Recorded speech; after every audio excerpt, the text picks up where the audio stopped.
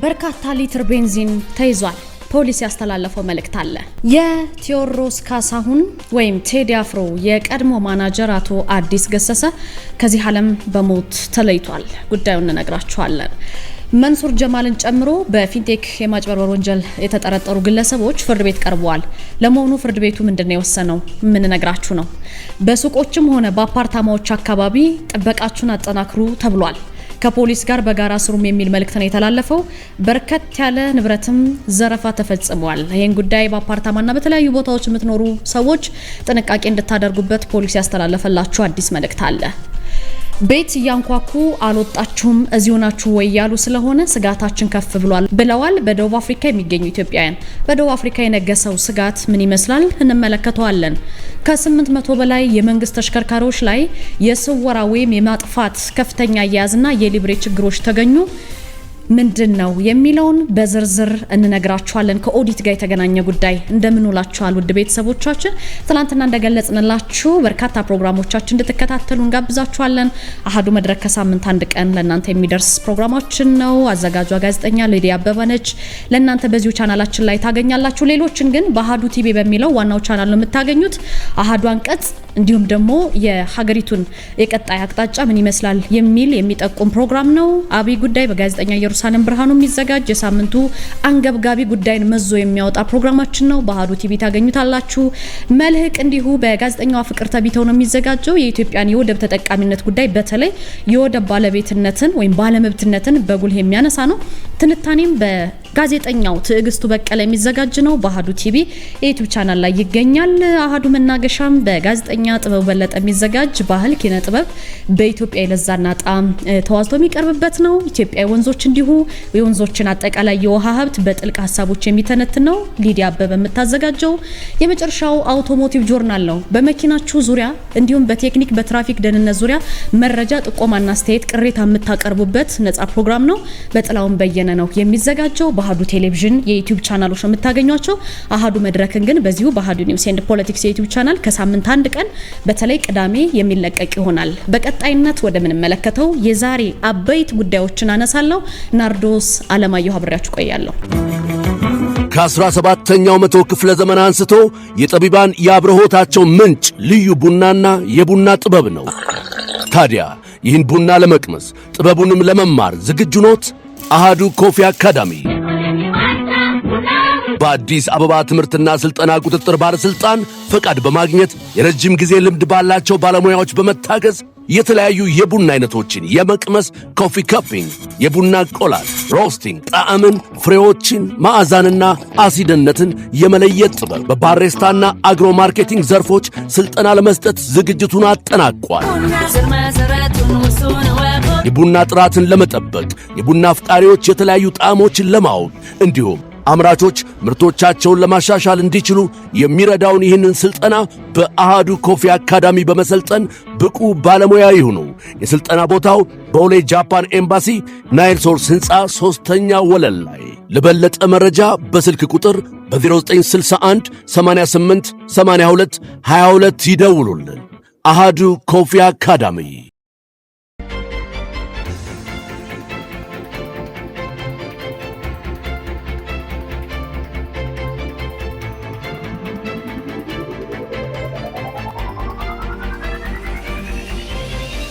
የነዳጅ ዘረፋ ጉዳይ የመጀመሪያ ዜናችን ነው። ህገወጥ የነዳጅ ዝውውር ላይ ተወሰደ ጠንካራ እርምጃ አለ። በድሬዳዋ ከተማ በተለይ ህገወጥ የነዳጅ ንግድን ለመከላከል የተቀናጀ ኦፕሬሽን ተካሂዶ ነበረ። ለጥቁር ገበያ ሊቀርብ የነበረ የምትመለከቱት ከፍተኛ መጠን ያለው ነዳጅ ተይዟል። ይሄ ነዳጅ እንግዲህ ህብረተሰቡ ሊጠቀምበት የነበረ ነው። በድሬዳዋ ፖሊስ እንግዲህ ጠቅላይ መምሪያ የፖሊስ መሬት ፖሊስ ጣቢያ አዛዥ ኢንስፔክተር ሄኖክ ኤርሚያስ እንደገለጹት ኦፕሬሽኑ የተካሄደው በህብረተሰቡ በደረሰ ጥቆማ ነው። መጀመሪያ በወረዳ 9 ሼክ ሀቢብ አካባቢ በሚገኝ አንድ መኖሪያ ቤት ውስጥ ነው የምትመለከቱት ቤንዚን የተያዘው። በህገወጥ መንገድ ተከማችቶ በተለይ ለጥቁር ገበያ ሊሸጥ የነበረ 220 ሊትር ቤንዚን ነው በፖሊስና በአካባቢው ማህበረሰብ የተያዘው ማለት ነው። ኢንስፔክተሩ እንደገለጹት ድርጊቱን ሲፈጽሙ የተገኙ 2 ተጠርጣሪዎች ተይዘዋል። የምትመለከቷቸው ናቸው።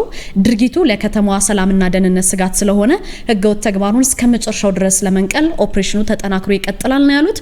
ህብረተሰቡ በመኖሪያ ቤቶች ውስጥ የሚከማች ነዳጅ በተለይ ከፍተኛ የቃጠሎ አደጋን የሚጋብዝ ከመሆኑ በላይ ለንብረት ውድመት ብትሉ ለሰው ልጅ ህይወት መጥፋት ቀጥተኛ ምክንያት ሊሆን ስለሚችል ፖሊስ ማስጠንቀቂያ ሰጥቷል። በመጨረሻም ፖሊስ ለህብረተሰቡ ባስተላለፈው መልእክት ምንድነው ያለው? የወንጀል መከላከል ስራው ውጤታማ የሚሆነው የህዝብ ተሳትፎ ሲታከልበት ነው።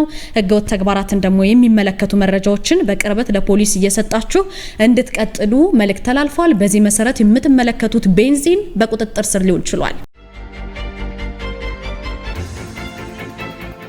የድምፃዊ ቴዲ አፍሮ የቀድሞ ማናጀር አቶ አዲስ በህይወት መለየታቸው ተሰምቷል። የጃኖ ባንድ መስራች የነበሩትና ታዋቂው የሙዚቃ ፕሮዲዩሰርና ማናጀር አቶ አዲስ ገሰሰ በአሜሪካ ሀገር ህይወታቸው ማለፉ ነው የተሰማው።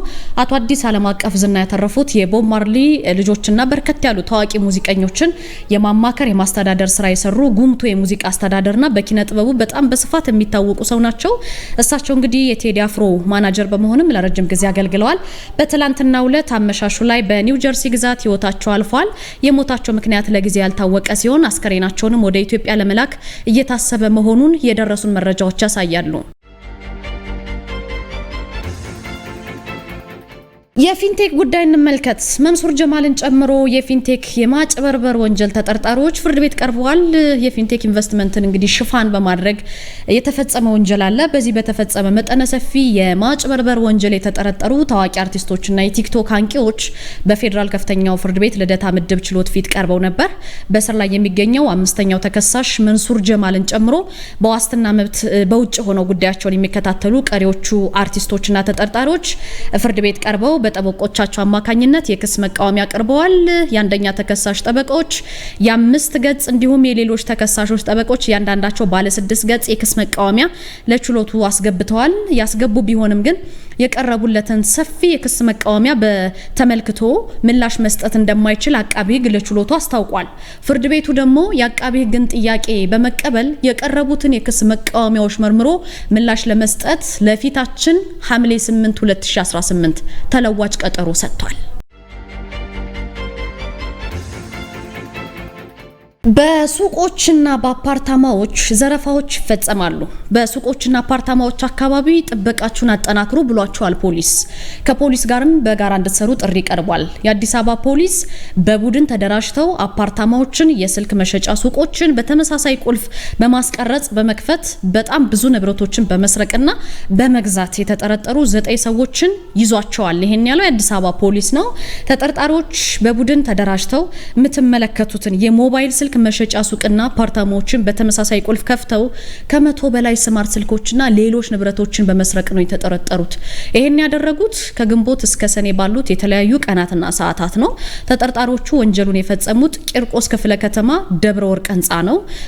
ወረዳ 9 ደግሞ ጃምቦ ሪል ስቴት ደንበል አካባቢና ፍላሚንጎ አፓርትመንት በቀንና በሌሊት ነው ይሄንን ወንጀል የፈጸሙት ፖሊስ እንዳለውና በዋና ወንጀል አድራጊነት ተስፋ ልደት ኃይለ ማርያም፣ ሚሊዮን ሀድጉ፣ ክብሮ ማስገዶም፣ አወት ትማኖ፣ ሳሙኤል መንግስት አብና አንድነት ነገሰ የተባሉ ሰዎች ናቸው የተያዙት። የተሰረቁ ንብረቶችን በመቀበል ደግሞ ዳንኤል ዳምጠው፣ ሐምዛ ጠንክርና ያሬድ ትማኖ የተባሉ ሰዎች ናቸው የተሰረቁትን የሚቀበሉት። እነዚህ የተደራጁ ተጠርጣሪዎች ደንበል ፍላሚንጎ አፓርታማ፣ ደንበል ሚዲቴክ ሪል ስቴት እንዲሁም ደግሞ ጃምቦ ሪል ስቴት ከሚገኙ መኖሪያ ቤቶች የተለያዩ ሞዴል ስልክ ያላቸው የምትመለከቱት ስማርት ሞባይል ስልክ፣ ላፕቶፕ፣ ዶላርና የሀገር ውስጥ ገንዘብ፣ በጣም ውድ ሽቶዎች፣ የተለያዩ አልባሳት፣ ሰዓቶች፣ ምስሉ ላይ የምታያቸው ውድ የሆኑ ሽቶዎችን፣ ፕሌይስቴሽን፣ ቦርሳዎችና ሻንጣዎች እንዲሁም ሌሎች ንብረቶችን ሰርቀው በመሰወራቸው ነው ፖሊስ ፍለጋና ክትትል ሲያደርግ የቆየው ማለት ነው። ይሄ በእንዲህ እንዳለ ታዲያ ሰኔ 5 በቂርቆስ ክፍለ ከተማ ሌሊት ላይ ወረዳ 10 ደብረ ወርቅ ህንጻ ምድር ቤት የሚገኘውን ሞባይል መሸጫ ሱቅ በተመሳሳይ ቁልፍ ከፍተው ሰብረው በመግባት ዲስፕሌይ ላይ ተቀምጦ የነበረን 102 የተለያዩ ሞዴል ያላቸው ስልኮችን እንዲሁም 57600 ብር ይዘው መሰወራቸውን የግል ተበዳይ ለፖሊስ ሪፖርት አደረገ። ፖሊስ ጥቆማው መነሻ አድርጎ ክትትሉን ፍለጋውን አጠናክሮ እንግዲህ ሌት ተቀን ሰርቶ አራቱን ተጠርጣሪዎች በልደታ ክፍለ ከተማ ሳር ቤት አካባቢ ላይ ከሱቁ የተሰረቁትን 99 ሞባይል ስልኮችን እዛው እንደያዙ ለመሸጥ እየተደራደሩ በነበሩ ጊዜ ይጠቀሙበት ከነበረው ምትመለከቱት ኮድ 2 74623 ታርጋ ቁጥሩ ኤክስኪዩቲቭ ተሽከርካሪ በቁጥጥር ስር ከነመኪናው ሊያዙ ችለዋል ማለት ነው በፖሊስ። በዚህ መነሻነት ሌሎች ቀሪ 2 ዋና ወንጀል አድራጊዎችን እና 3 ደግሞ ተቀባይ ሰዎች አሉ። በአጠቃላይ 9 ተጠርጣሪዎችን በመያዝ 12 የሚደርሱ ሰዓቶች፣ 505 የአሜሪካ ዶላር፣ 23000 የኢትዮጵያ ብር፣ ሽቶ፣ ፕሌይ ስቴሽን፣ ወርቅ፣ ጂፓስ፣ ቦርሳና ሻንጣ እንዲሁም ሌሎችን ንብረቶች ተዘርፈው ነበር። ይሄንን ፖሊስ አስመልሷል። ህብረተሰቡ በሱቆችም ሆነ በአፓርታማዎች በተለይ እዛ አካባቢ የምትኖሩ ሰዎች ጥበቃችሁን በማጠናከር ከፖሊስ ጋር በጋራ እየሰራችሁ አጠራጣሪ ነገር ደግሞ ሲያጋጥማችሁ ከዚህ በፊት አይታችሁ ማታቁት ጥቆማ በመስጠት ወንጀልን መከላከል አስፈላጊ መሆኑን የአዲስ አበባ ጠቅላይ መምሪያ መልእክቱን አስተላልፎላቸዋል። በዚህ መሰረት የተዘረፉ እቃዎች ሊያዙ ችለዋል። በደቡብ አፍሪካ ያሉ ኢትዮጵያውያን ስጋታቸውን የገለጹ ናቸው። በደቡብ አፍሪካ በስደተኛ ጠል ቡድኖች የተቀሰቀሰና የውጭ ዜጎች ይውጡልን የሚለው ዘመቻ ተጠናክሮ መቀጠሉን በሀገሪቱ የሚኖሩ ኢትዮጵያውያን ለመገናኛ ብዙሃን ገልጸዋልና በጆሃንስበርግ ከተማ አቅራቢያ በምትገኝ ሚድራንድ ከተማ የሚኖሩ ኢትዮጵያውያን ላለፉት ጥቂት ጊዜያት ረገብ ብሎ የነበረው ዛቻ፣ ማስፈራራት፣ ዝርፊያ፣ ድብደባ፣ ጥቃት በአሁኑ ጊዜ በከፍተኛ ሁኔታ አገርሽቷል። ከእንደገና ያመጹ መሪዎች እስከ ሰኔ 23 ወይም ጁን 30 ድረስ ሀገራችን ለቃችሁ ውጡልን ሲሉ ያስቀመጡት የጊዜ ገደብ እየተቃረበ ስለመጣ በአሁኑ ወቅት በሁሉም አካባቢዎች ከፍተኛ ውጥረትና ስጋት ነግሷል ነው የሚሉት ነዋሪዎቹ። በተለይ በአንዳንድ አካባቢዎች ላይ የጥቃቱ አራማጅ ቡድኖች ቤት ለቤት እየዞሩ እያንኳኩ አልወጣችሁም ወይ እስካሁን ዚናችሁ ወይ ያሉ በማስፈራራት ላይ ስለሆኑ በሀገሪቱ የሚኖሩ የውጭ ዜጎች ስጋት ከመቼውም ጊዜ በላይ ከፍ ማለቱን ይገልጻሉ ለመገናኛ ብዙሃን። እንደ ማላዊ፣ ኒጀር፣ ጋናና ናይጄሪያን የመሳሰሉ ሀገራት ዜጎቻቸውን በሰላም ማስወጣት ጀምረዋል። አንዳንድ አፍሪካውያንም ጥቃቱን በመፍራት ተሰብስበው በህዝባዊ አደባባዮች ላይ ውሎና ዳራቸውን እያደረጉ ነው።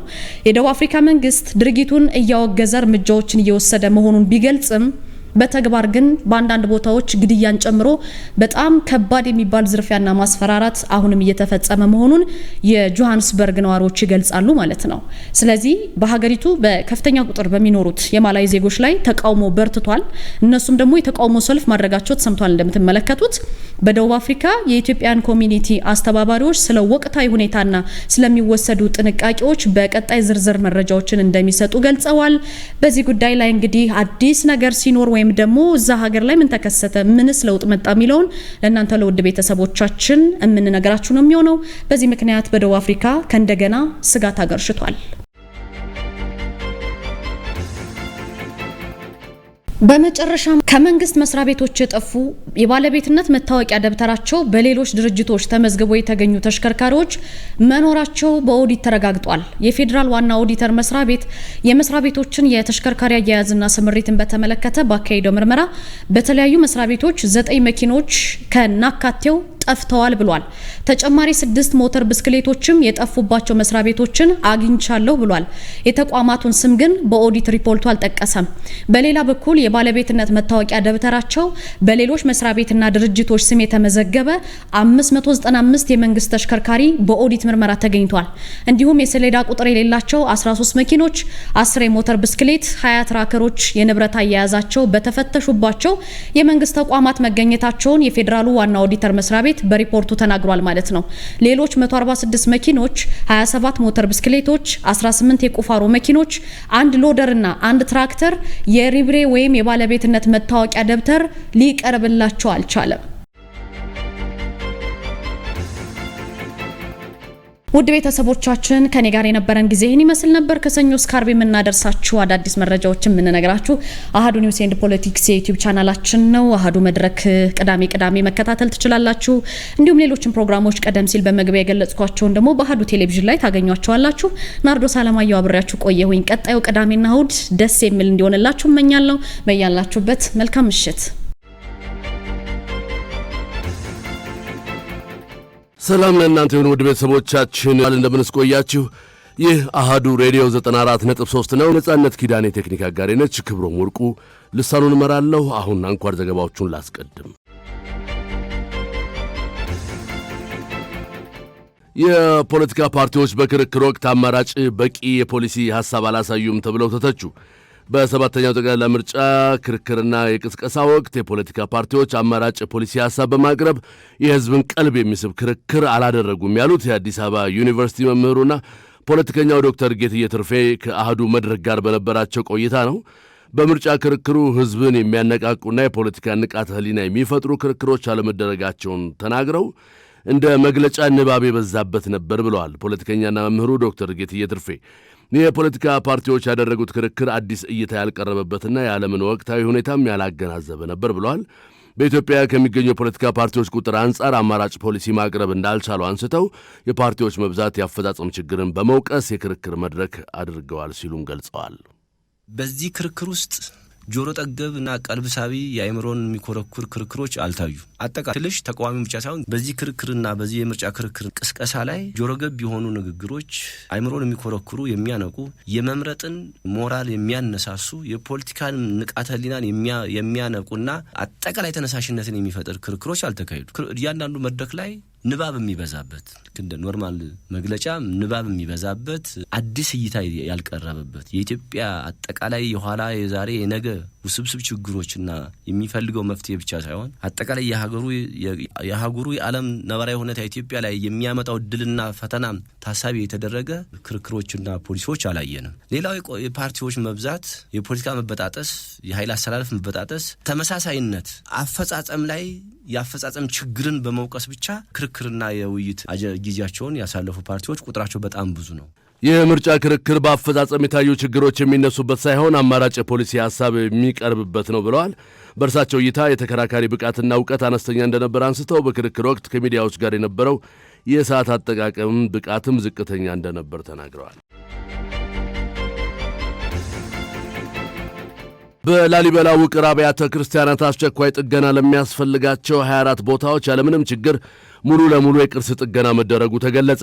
በፈረንሳይ መንግስት የተጀመረው ዘላቂ የላሊበላ ፕሮጀክት በውቅር አብያተ ክርስቲያናቱ ውስጥና አካባቢው አስቸኳይ ጥገና የሚያስፈልጋቸው የተለዩ 24 ቦታዎችን ያለምንም የጸጥታና ተያያዥ ችግሮች ምክንያት እንቅፋት ሳያጋጥም ሙሉ በሙሉ የቅርስ ጥገና መደረጉን የላሊበላ ከተማ አስተዳደር ለአሃዱ አስታውቋል። በከተማ አስተዳደሩ የባህል ቱሪዝምና ስፖርት ጽሕፈት ቤት ኃላፊ ዲያቆን አዲሴ ደምሴ በዚህ ፕሮጀክት በጥገና መልኩ ከተሰሩት ስራዎች መካከል በአብያተ ክርስቲያን ውስጥ የሚገኙ መብራቶችን በዘመናዊ መንገድ መቀየር፣ በአካባቢው የሚገኙ መሠረተ ልማቶችን በማስዋብ ለቱሪስቱ ሳቢ ማድረግና የአቅም ግንባታ መስጠት ላብነት ይጠቀሳሉ ሲሉም ገልጸዋል። በፕሮጀክቱ ቃል የተገቡ የቅርስ ጥገናዎች በሙሉ ተጠናቀዋል ብለው ሆኖም ሌሎች ጥገና የሚያስፈልጋቸው ቅርሶች የሉም ማለት አይደለም ሲሉም አብራርተዋል። ኤመርጀንሲ ወይም አስቸኳይ የጥገና ስራዎች የሚያስፈልጋቸው ቤተ አባ ሊባኖስን ማየት ይቻላል፣ ቤተ አማኑኤልን ማየት ይቻላል፣ ኢቭን ቤተ ጊዮርጊስን ማየት ይቻላል። እነዚህ ቦታዎች ላይ በሁሉም አብያተ ክርስቲያናት ላይ የሚያስፈልጉ የቅርስ ጥገና ስራዎች ጠግኗል። ይሄ ፕሮጀክት የመብራት ኢንስታሌሽን ቤተክርስቲያኑ ላይ የነበረው በጣም ዝርክርክ ያለ የመብራት ኢንስታሌሽን የነበረበት ሁኔታ ነው ያለው። እሱን ሙሉ ለሙሉ በሁሉም አብያተ ክርስቲያናት የመብራት ዝርጋታ የተደረገ ስታንዳርዱን የጠበቀ ከዛ ውጭ መዳረሻው የመንገድ አክሰስ ያልነበራቸው የመንገድ አክሰስ በተለይ ለውጭ ሀገር ቱሪስቶች እንደዚህ እድሜያቸው የገፉ ሲመጡ እነሱ የሚያስቸግር መንገዶች ነበሩ። እነሱን ሁሉ በማስተካከል ከፍተኛ ስራ እየሰራ ያለ ፕሮጀክት ነው። እንግዲህ የተመረጡ ቦታዎች አሉ። አሁን በዚህ ፕሮጀክት የተያዙት ኦልሞስት ሲሆን አንድ ፕሮጀክት ሲነሳ የራሱ መነሻ አለ። በፕሮጀክቱ የተያዙ የቅርስ ጥገና ስራ ኦልሞስት በዚህ ፕሮጀክት 24 ቦታዎች ላይ ጥገና አካሂዳለሁ ብሎ ነው ፕሮጀክቱ የተነሳው። እነዚህ ቦታዎች ኦልሞስት ተጠግነዋል። ይህ በፈረንሳይ መንግስት የተጀመረው ዘላቂ የላሊበላ ፕሮጀክት በውቅር አብያተ ክርስቲያኑ ውስጥና አካባቢ ያጋጠሙ ቅርሶችን ለመጠገን የ3 ዓመት ተኩል ውል በመፈረም በገባው ውል መሰረትም የገባውን ቃል ተግብሯል ሲሉ ተናግረዋል። በዚህም ምክንያት ፕሮጀክቱ የተሰጠውን ቀነ ገደብ ያጠናቀቀ ቢሆንም በአካባቢው ዘላቂ ልማት እንዲኖር ለማድረግ በመታሰቡ ምክንያትም ፕሮጀክቱ ለተጨማሪ ጊዜ ተሰጥቶት እንዲቀጥል ተደርጓል ሲሉም ተናግረዋል። ዘላቂ የላሊበላ ፕሮጀክት ወይም ሰስቴናብል ላሊበላ ፕሮጀክት በኢትዮጵያና በፈረንሳይ መንግስታት ስምምነት የተጀመረ የዓለም ቅርስ የሆነውን የቅዱስ ላሊበላን ውቅር አብያተ ክርስቲያናት ለመጠበቅ ለመንከባከብና ለመጠገን የተዋቀረ እንዲሁም በከተማዋ የቱሪዝም መሰረተ ልማቶችን ለማለማት ያለመ ፕሮጀክት መሆኑም ይታወቃል። በአዲስ አበባ ከ1.2 ሚሊዮን በላይ ደንብ የተላለፉ አሽከርካሪዎች ላይ ክስ መመስረቱ ተገለጸ። ከ110 ሺህ በላይ አሽከርካሪዎች ቀይ የትራፊክ መብራት በመጣስ መከሰሳቸውም ነው የተነገረው በአዲስ አበባ ፖሊስ ትራፊክ ቁጥጥር መምሪያ የትራፊክና ሕዝብ ግንዛቤ ዲቪዥን ኃላፊ ዋና ኢንስፔክተር ሰለሞን አዳነ የደንብ ተላላፊ አሽከርካሪዎች ቁጥር እየጨመረ መምጣቱን ገልጸው ይህም በግዴለሽነት ወይም ኃላፊነት በጎደለው መንገድ የሚያሽከረክሩት አሽከርካሪዎች እንዳሉ ያሳያል ሲሉ ለአሃዱ ሬዲዮ ተናግረዋል። ኃላፊዋ በመዲናዋ በ9 ወራት ውስጥ በድግግሞሽ ጭምር ከ1.2 ሚሊዮን በላይ ደንብ ተላላፊዎች ተገኝተዋል ማለት ሙያዊ ኃላፊነትን ጠብቆ ከማሽከርከር አንጻር እንዲሁም የትራንስፖርትና ትራፊክ እንቅስቃሴዎችን ለመቆጣጠር የወጡ ሕጎችን አክብሮ የሚንቀሳቀስ አሽከርካሪ ምን ያህል ነው የሚለውን ጥያቄ ውስጥ የሚያስገባ እንደሆነም ጠቁመዋል። እንግዲህ በዚህ ባሳለፍነው 9 ወር ውስጥ ከ1.2 ሚሊዮን በላይ ደንብ ተላላፊዎች በድግግሞሽም ቢሆን የተከሰሱባቸው ሁኔታዎች አሉ። በ9 ወር ውስጥ ከ1.2 ሚሊዮን በላይ ደንብ ተላላፊዎች ነበሩ ብሎ መውሰድ ይቻላል ማለት ነው። እንግዲህ እንደ ትራፊክ ቁጥጥር መምሪያችን ሁሉም የደንብ መተላለፍ ጥሰቶች የመንገድ ትራፊክ አደጋን የሚያስከትሉ ቢሆንም እንኳን ዋና በሚባሉት ላይ ነው ትኩረት አድርገን እየሰራን ያለ ነው። ለምሳሌ አሁን ቀይ ትራፊክ መብራት መጣስን ብንመለከተው ሰፊውን ቁጥር የሚይዝባቸው ሁኔታዎች አሉ ማለት ነው። ከ110 ሺህ በላይ አሽከርካሪዎች ቀይ ትራፊክ መብራት የጣሱባት ሁኔታዎች አሉ ማለት ነው በ9 ወር ውስጥ ማለት ነው። ይህን ሀስ ስንመለከተው እንግዲህ ምን ያህል በግዴለሽነት ወይም ደግሞ ኃላፊነት በጎደለው መንገድ የሚያሽከረክሩ አሽከርካሪዎች እንዳሉ ያሳየናል ማለት ነው። የደንብ ተላላፊ ቁጥር ግን እየጨመረ ያለበት ሁኔታዎችን ያሳየናል ማለት ነው። ሀዙንም ስንመለከተው እንግዲህ ቀይ ትራፊክ መብራት ላይ ብዙ ጊዜ አይተነው ከሆነ የንብረት አደጋ በሰፊ የሚከሰትባቸው ሁኔታዎች አሉ ማለት ነው። ምክንያቱም ለአንዱ የተከለከለው ለአንዱ የተፈቀደ መሆኑ ይታወቃል ማለት ነው። ይህን ሀዝ ስንመለከተው እንግዲህ ሰፊ ነው ማለት ነው። በሀዝ ደረጃም እንግዲህ ስናየው በ9 ወር ውስጥ ከ1.2 ሚሊዮን በላይ ደንብ ተላላፊዎች ተገኝተዋል ማለት በተለይ ሙያዊ ኃላፊነትን ጠብቆ ከማሽከርከር አንጻር በተለይ ደግሞ የትራንስፖርትና የትራፊክ እንቅስቃሴን ለመቆጣጠር የወጡ ሕጎችን አክብሮ የሚንቀሳቀስ አሽከርካሪ ምን ያህል ነው የሚለውን ነገር ጥያቄ ውስጥ የሚያስገባ ነው ብሎ መውሰድ ይቻላል ማለት ነው። በሌላ በኩል ባለፉት 9 ወራት ውስጥ ከ2970 በላይ ግለሰቦች ያለ መንጃ ፈቃድ ሲያሽከረክሩ መገኘታቸውንም ዋና ኢንስፔክተር ሰለሞን አዳነ ገልጸዋል። በተጨማሪም አደጋ የሚያደርሱ ያለ መንጃ ፈቃድ የሚያሽከረክሩ ግለሰቦች ቁጥር ሰፊ መሆኑንም ጠቁመዋል። ፍላጎቱ ስላላቸው ንብረቱ ስላላቸው ብቻ ያለ መንጃ ፈቃድ ተሽከርካሪ የሚያሽከረክሩ ግለሰቦች አግኝተናል። በከተማችን ላይ ማለት ነው። ምናልባት ቀጣይ ሙሉ መረጃ ይዘን የምንቀርብ ይሆናል እንጂ አደጋም ያለ መንጃ ፈቃድ የሚያደርሱ ሰፊ ናቸው ብሎ መውሰድ ይቻላል። የባለፈው በጀት ዓመትንም ማንሳት እንችላለን ማለት ነው። 2976 አካባቢ ግለሰቦች ያለ መንጃ ፈቃድ ሲያሽከረክሩ የተያዙ የተከሰሱበት ሁኔታዎች አሉ። የመንገድ ትራፊክ አደጋን በተመለከተ በአዲስ አበባ ከተማ በ9 ወራት ውስጥ ከቀላል የአካል ጉዳት ውጪ በመጠን መቀነሱን እንደሚያሳይ ኃላፊው አስታውቀዋል። ሩዋንዳ በርካታ ጥገኝነት ፈላጊዎችን ከሊቢያ ተቀበለች። የሩዋንዳ ባለሥልጣናት በሰጡት ማብራሪያ ከሊቢያ 173 ጥገኝነት ፈላጊዎችን መቀበሏ ነው የተሰማው። ሩዋንዳ ከሊቢያ ከተቀበለቻቸው ጥገኝነት ፈላጊዎች መካከልም 86 ሱዳናውያን፣ 66 ኤርትራውያንና 7 ኢትዮጵያውያን መሆናቸውም ነው የተዘገበው። ከዚያም ውጪ 12 የደቡብ ሱዳን ዜጎችና 2 የሶማሊያ ዜጎች እንዳሉበትም ነው የተሰማው። ጥገኝነት ፈላጊዎቹ ከተባበሩት መንግስታት ድርጅት የስደተኞች ጉዳይ ጽሕፈት ቤት ጋርም ግንኙነት እንዳላቸው ታውቋል። ከባለፈው የአውሮፓውያኑ አቆጣጠር 2019 አንስቶ ከሊቢያ የተነሱ ከ3000 በላይ ጥገኝነት ፈላጊዎች ከሊቢያ ወደ ሩዋንዳ መወሰዳቸውን የኒው ታይምስ ዘገባ ያስረዳል። የተባበሩት አረብ ኤሚሬቶች ደግሞ ከ15 ዓመት በታች ለሆኑ ሕፃናት የማኅበራዊ መገናኛ ዘዴዎችን ወይም ሶሻል ሚዲያን ከለከለች። የአዣንስ ፍራንስ ፕሬስ ዘገባ እንደሚያትተው የተባበሩት አረብ ኤሚሬትስ የእንግሊዝን ውሳኔ ተከትላ በአገሪቱ ከ15 ዓመት በታች ለሆኑ ታዳጊና ሕፃናት ዜጎቿ የማኅበራዊ መገናኛ ዘዴዎችን ወይም ሶሻል ሚዲያን በጥብቅ መከልከሏን የተሰማው። ከዚህ በኋላ በተባበሩት አረብ ኤሚሬቶች ከ15 ዓመት በታች የሆኑ ሕፃናት የማኅበራዊ ሚዲያውን መጠቀም ቀርቶ ከትምህርታቸው ውጪ የሚያዩትና የሚያተኩሩበት ነገር እንደሌላቸው ነው የተዘገበው። በአንዳንድ ሀገራት እንደሚታወቀው ደግሞ በተለይም በአብዛኛዎቹ የአፍሪካ ሀገራት ገና ጡጦን እንኳን በአግባቡ መጨበጥ ያልቻሉት ሕፃናት ሌላው ቀርቶ ርቧቸው እንኳን ቢያለቅሱ የተንቀሳቃሽ ስልክ በምስል ይቀርብላቸዋል። ይህም አደገኛ እንደሆነ በተደጋጋሚ ሲተች ይሰማል። ከዚያም ውጪ የሀብታምና የድሃ ልጅ መለያም ተደርጎ መቆጠሩ አግባብነት የለውም የሚሉ አካላትም አሉ። እንግዲህ ይህን ተከትሎ የተባበሩት አረብ ኤሚሬቶች ይህን ክልከላ አድርጋለች። ዘገባው የአልባዋል ነው።